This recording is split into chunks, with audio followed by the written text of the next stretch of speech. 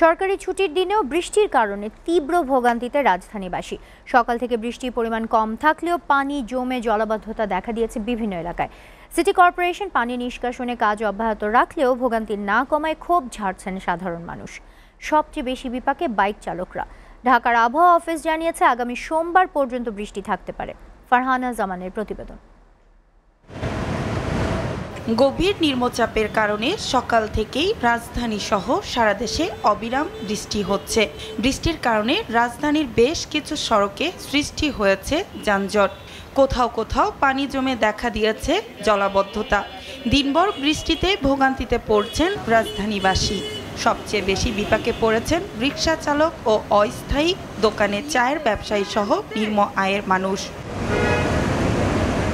রাজধানীর Mohammadpur, Mohakhali, Shantinagar, new market, Fakirapool এলাকায় মূল সড়কের টানা বৃষ্টিতে সৃষ্টি হয়েছে জলাবদ্ধতা। এতে সমস্যায় পড়তে হচ্ছে যানবাহনের চালক ও পথচারীদের। তো সারাদিনে মনে করেন ভিজে এখন শরীর প্রায় জ্বর ভাব। যাত্রী তো এখন পাচ্ছি না, এখন তো বৃষ্টির জন্য যাত্রী নাই। বৃষ্টি হলে তো বন্ধ, ভোগান্তি। সামনে ঈদের বাজার, এখন দোকান বন্ধ রাখা তো লসই। কালকে থেকে আমাদের অনেক সমস্যা হচ্ছে, অনেক বৃষ্টি, আমাদের রাইড শেয়ার বন্ধ হয়ে গেছে। বৃষ্টি হলে যাত্রী ওঠে না।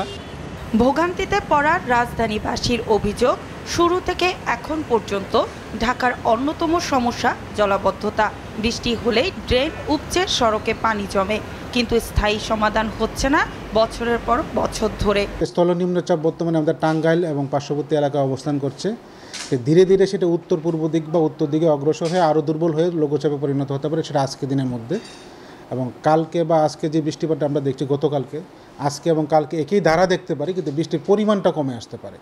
1 তারিখ বা তার 2 তারিখের কাছাকাছি সময়ে আবহাওয়ার অনেকটা উন্নতি হতে পারে।